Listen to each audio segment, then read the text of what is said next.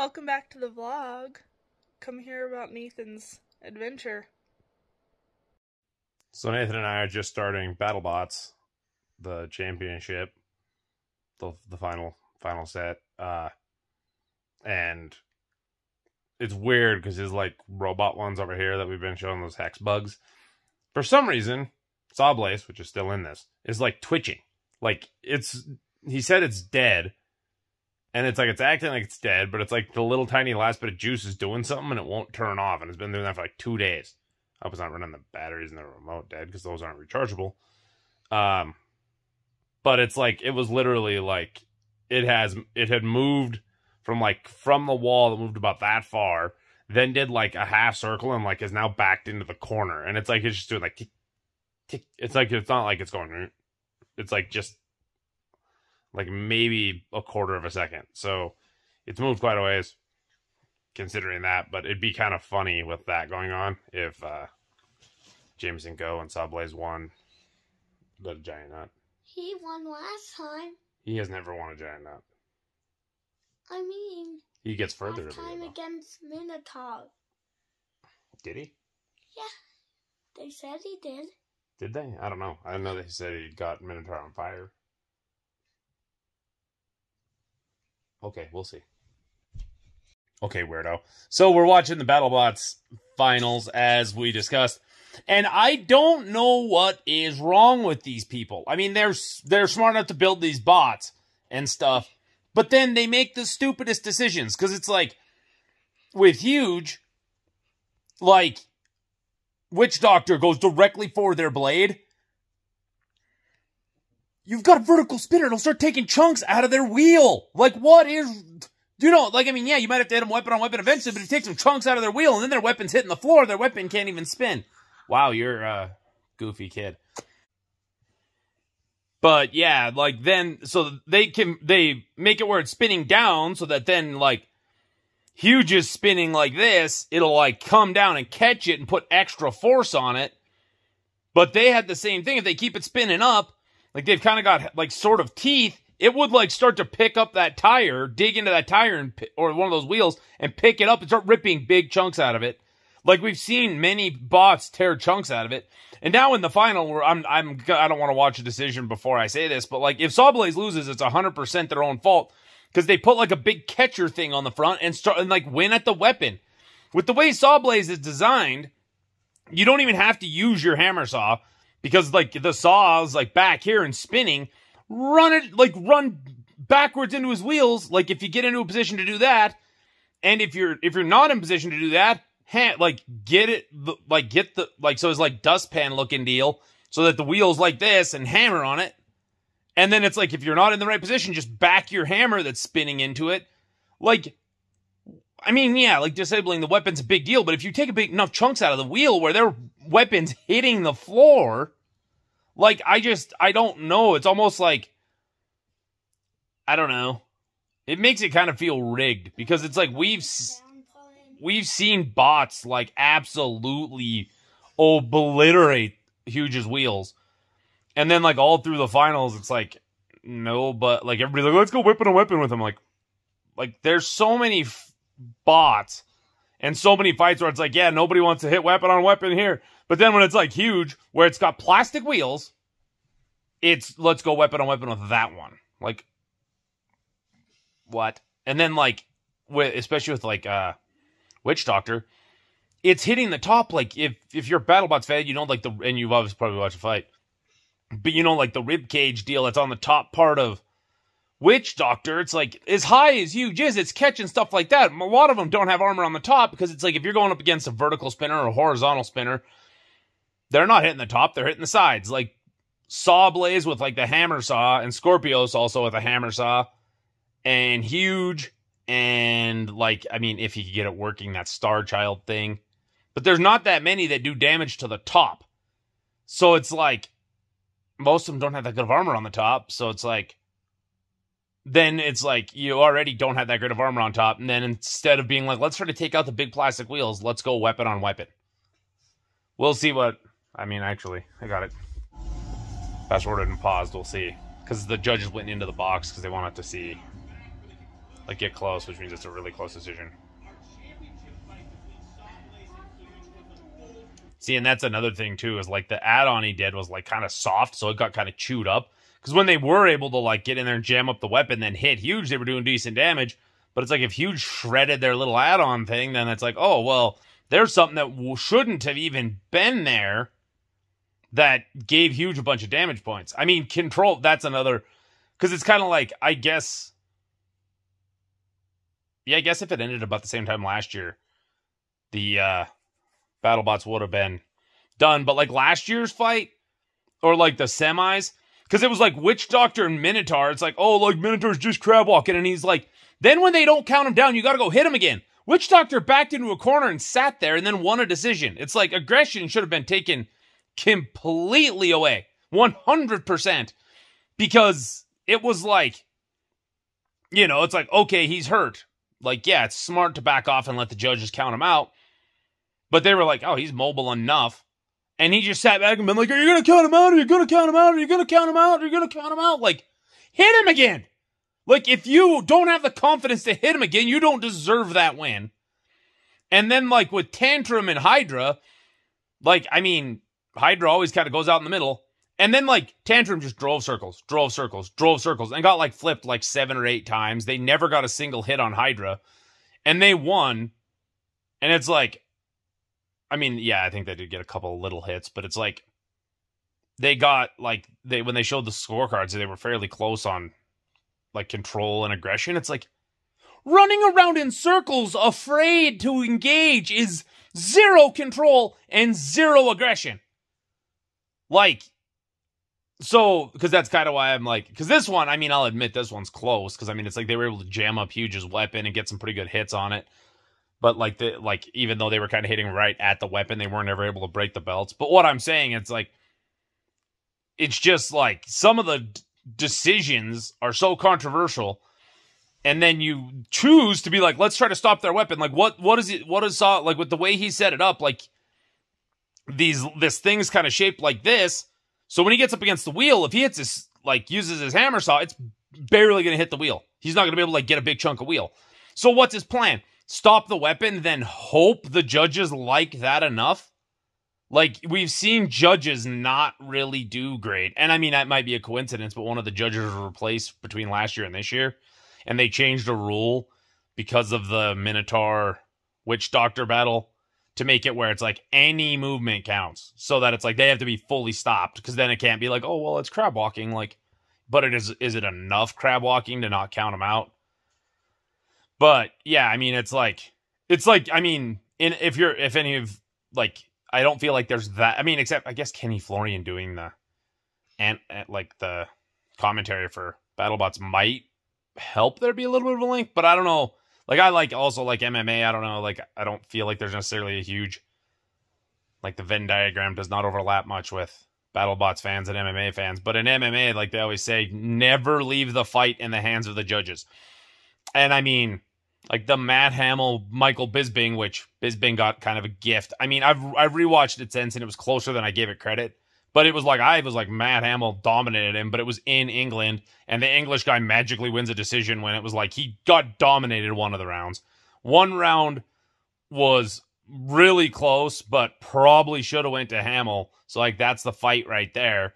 And then the other one was like super close and maybe Bisping. So it's like best case, he should have won all round. Like earlier on, I thought like the one that I said was close, but should have went to Hamill. I thought it was like dominant Hamill, but like, yeah, you never want to leave the hands in the fight in the hands of the judges. And then, like, especially in this one, because it was, like, Huge did decent at the beginning, but, like, that's why I went off on the tangent about last year. But they, like, it shows that they don't necessarily judge control and aggression that well, because, like, I mean, control, this should be, I mean, I don't know, it's kind of like, I think it's kind of like, they kind of seem to do the same thing as, like, fighting does, unless it's insanely dominant. It's always like on one of the ones that's like they never have somebody outscore anybody by more than a couple of points, because it's like in MMA, it's like a round when it's decision is usually 10-9, but it's like if it's absolute domination, it'll be 10-8. That's how you see draws, like if somebody gets a point taken away and it's a close fight, and then they basically end up tying around because of it. But yeah, let's just see what happens here, because I think control and aggression have to go to Sawblaze, and damage is basically a wash. I mean, this should pretty easily be Sawblaze's fight. And with the giant nut on the line, the judges have been inside the box during the break, assessing the damage firsthand. I mean, I would be in there as well, assessing the damage, because this one, Chris, was so close.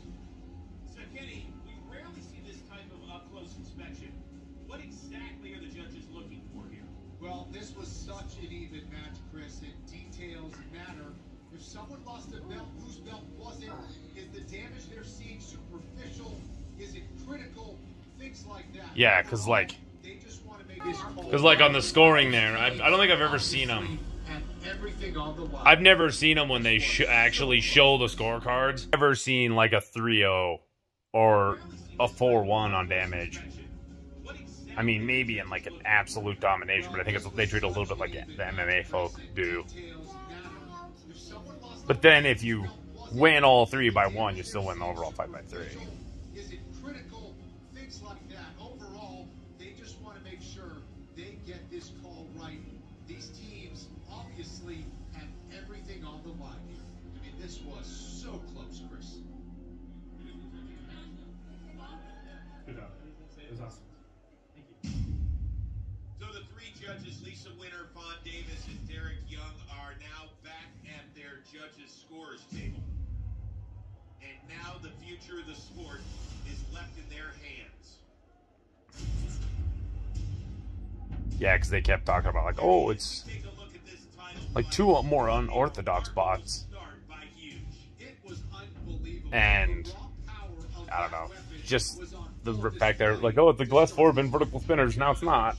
They're going to change the sport. It's like, no, it could go 4 more in a row. Could be vertical spinners after this. Your breath for this stretch, but Jameson Go weathered the storm, Kenny. No doubt, able to eat those shots with the cradle attachment, then push back with those Tegris eyebrows. And it was hard to see in the moment, Chris, but it was this strike from Sawblaze that snapped a pair of the weapon belts on Huge, and I think that changed the complexion of this fight. Well, Yeah, 'cause the Huge's Giants weapon didn't have as much days oomph. able to stay spinning, stay aggressive, and keep punching. Yeah, big uppercut here that put Sawblaze on its head. And look how close Jonathan came to taking out Sawblaze's weapon.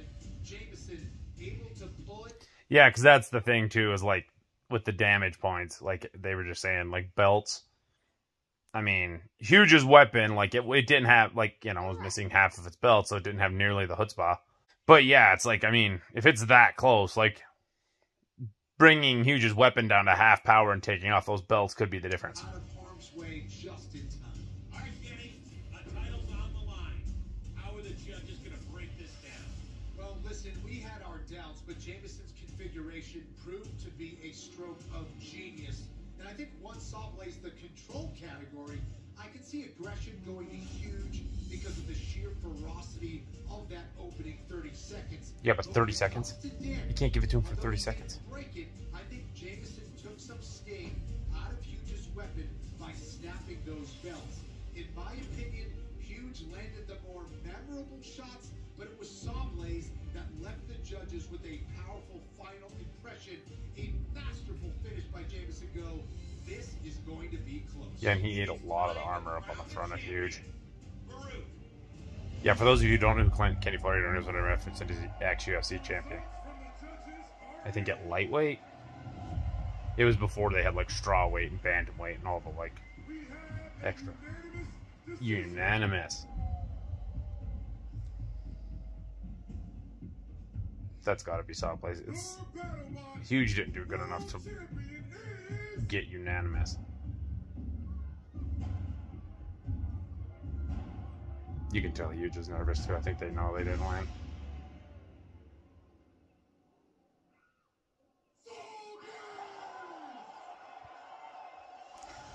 Sawblaze has been twitching all week. It knew it was going to win.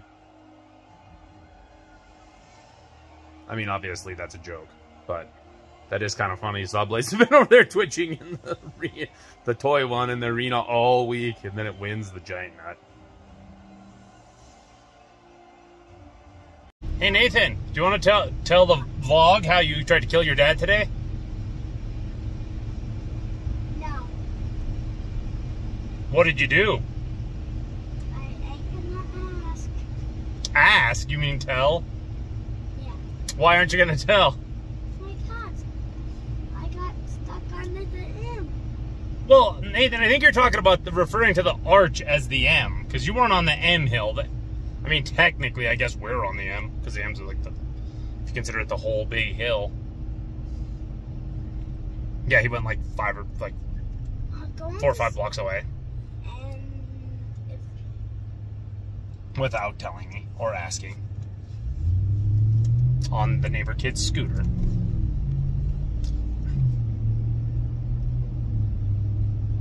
I almost had a heart attack. I had to call the cops. Because that's the thing, is it's like, obviously, like, that shows how, I guess I wasn't even really close to panicked, because the neighbor kid's scooter being gone, I'm like, he's on that scooter somewhere.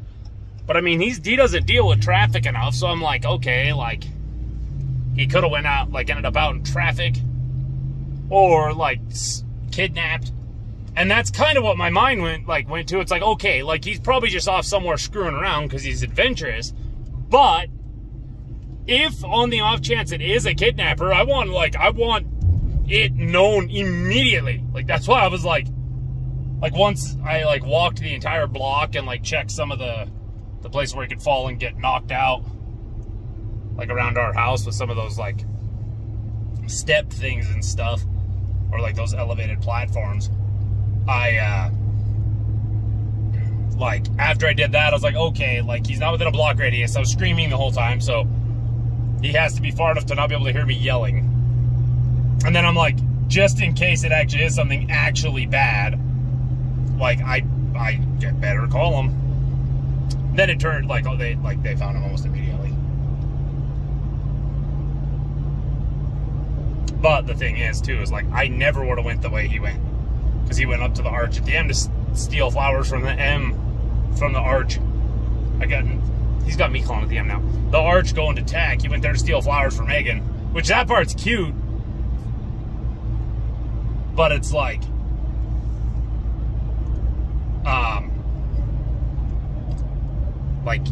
yeah, like, once he's like far enough away where he can't hear me, and I've searched the entire block, and then, you know, like with the time to search the block, it took a little bit. When did it close? I don't know, probably at 5. Hey, listen. But it took a little bit for me to like walk the block and stuff and not like do it too quickly.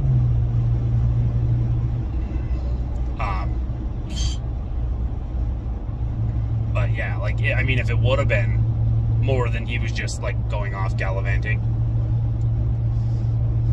I don't know.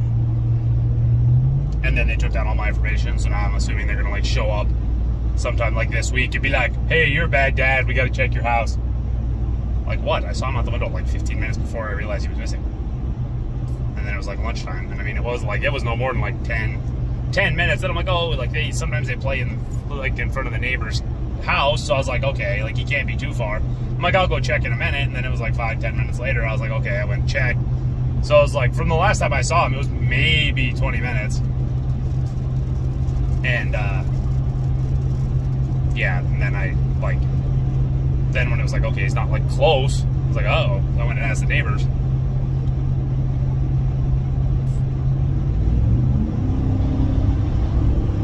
Let's pick off as much of this group of fuckfaces as possible. As I'm doing 102. I just, with this construction, I don't want to be trapped.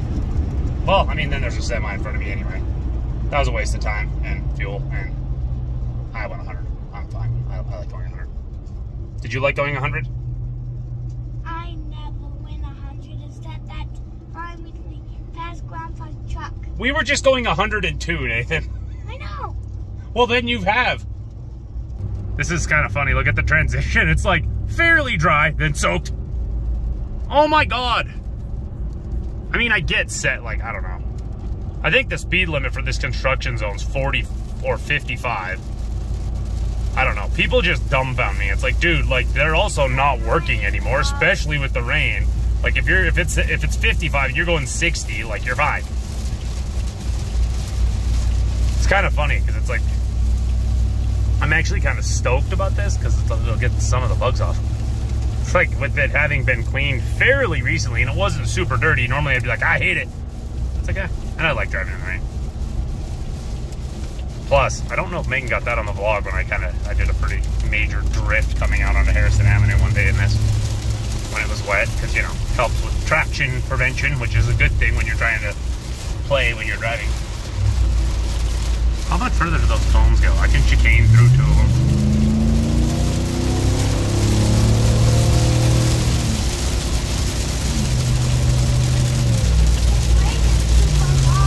Quite, yep.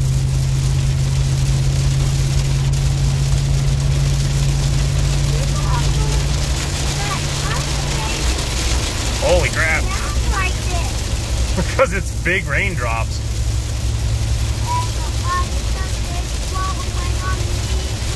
Oh my god. Like, I get that there's a little bit of water on the road, but 15 under the speed limit's excessive there. You're in an Audi. It isn't like you're in some piece of garbage that can't handle the road. God, people drive me nuts. It's like, yeah, when it's icy, I get it, but it's like, it's a little wet. Chill out. Act like you've driven before. Because it's sometimes how weather works. The rain sensing wipers haven't figured out it stopped yet. Well, that was kind of cool to document that. Yeah, because see, this zone's the same. It's 55. Yeah, and then also, you know, it's like that last one we passed was like a Tundra that it was probably barely able to pull that camper. So that was probably part of the issue there. But it's like it's Memorial Day weekend, so people are going out camping. So it's like, but with the semis, there's tons of people pulling campers and stuff. Also, don't know if Nathan realizes that, like, if like my dad and mom would have been there, they would have had a heart attack too. So he could have almost killed 3 of his family members. Oh my god, these people, man. Funny thing about all the people pulling campers is they're not even going camping. It's like a lot of these new, like the really new campers that are decked out and have like TVs and stuff. It's like, what's the point of even going camping? And then it's like, oh, well, it isn't like we stay in there the whole time. Then why do you have one that fancy? Like, you need a decent bed so that, like, doesn't kill your back. And, like, a decent little kitchen to cook. But, I mean, I'd rather cook over a campfire anyway. But, like, let's say you don't. Like, it takes... And then, like, you know, I guess it's nice to have your own bathroom. But, like, other than that, it's like... Yeah, I don't know. It's like, at that point, like... You could have one that's like half the, like if you supposedly don't just sit in your camper, you could have one that's half the size and still have what you need to have it be like the things that people need. You know, go to the bathroom in the woods is no big deal at all to normal people. Someone's going the other way in a convertible, unless they like spot the storm in advance and find a place to pull over. They're in for a rude awakening.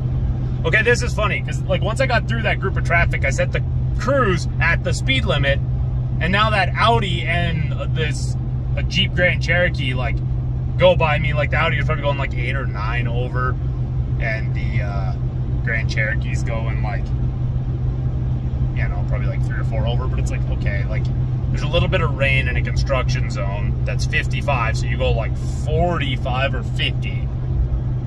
But then once, like, you know, a little later, you're exceeding the speed limit. Like, okay. I always find that interesting. Like, you get behind somebody on the highway, and it's like, oh, they're slowing me down, but I'm about to go to an exit ramp. And then, like, you both, like, leave a stoplight or stop sign at the same time, and it's like they gap you. It's like, okay, so you go under the speed limit by 5 or 10 on the highway, but then you go over 5 or 10 in town? Is that, like, supposed to equal out to going the speed limit or something in your eyes?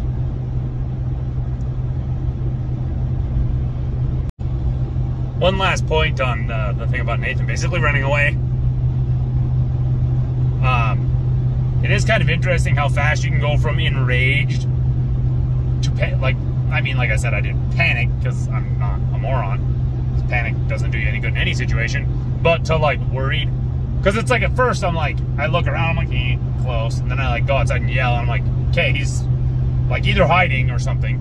So I'm like annoyed because sometimes they'll go randomly hide for no reason and then like not answer you. And then I'm thinking like, okay, he's like at the far end of the alley, which is a little further than he should be, or something. And so I'm like, I'm pretty furious. And then once it was like, okay, like I've covered the whole, like half the block, and he's obviously not close enough to hear my voice, I'm like, it just transitioned immediately into like, oh crap. See, now it transitions back to anger because he was like, oh, I was like, what if you took like a wrong turn and got lost? Like, I knew my way back. I'm like, okay. And I'm like, what if like you ended up out in traffic? And he's like, there was no traffic. It's like, dude, but what if? And then like now he admits he's got lost. Like he went to get mom flowers and then couldn't find his way back. So it's like, you didn't need to lie. I mean, I was like, I mean, it's not ideal, but at the same time, it's not any worse than you just going and knowing exactly where you're going and going somewhere you shouldn't. If you've never lived anywhere with cottonwood trees, it looks like it's snowing when it's like 60 degrees and probably gonna rain. If it does rain, it'll knock it down, but yeah, you can see up on the top of that tree. That's where it's all coming from. I was like the other day when I walked by, I think I got that on the vlog, where it was like starting to fluff up a little bit. It's cottoning. Why? Because of that. Why is it cottoning? I don't know how I didn't realize this sooner, but like that amount of cotton that's flying around is coming off. There's one tree forked right at the base there, and then a little pocket of little ones there, then some even littler ones there, and then kind of a medium one there that's kind of getting smothered by the other, so it's almost dead. That's all it takes to have this much cotton flying around. With the possible rain, my dad built a tent for working on his blazer. Brand new timing chain and gears. I guess it's just called the timing set. Hey, I was trying to be a wind block for my dad, but we had determined the truck would be a better, bigger wind block. But a gust of wind just hit, knocked a bunch of that cotton off all at once, and you couldn't even see across, like, you couldn't even see the width of the garage. It was insane. Wish I would have caught that. Took off like what? Like 2 blocks? Or... It's probably just more efficient. I was gonna say, because this one, like, there's a lot of like wasted space with it being like completely flat like that. So I was showing the difference between the factory and replacement water pump, and then we got stupid O2 sensor that is being switched, and I also had a piece of cotton besides the one stuck in my throat and the one that went in my eye in my ear. With some interesting subtle differences, because it's like overall length's about the same, but like the way this part of the body is different, and the sleeve over it's different. Yeah, this is how much ended up in the garage. Thank you so much for watching this video. If you enjoyed it, don't forget to like, comment, subscribe, share with your friends, and we'll see you in the next one.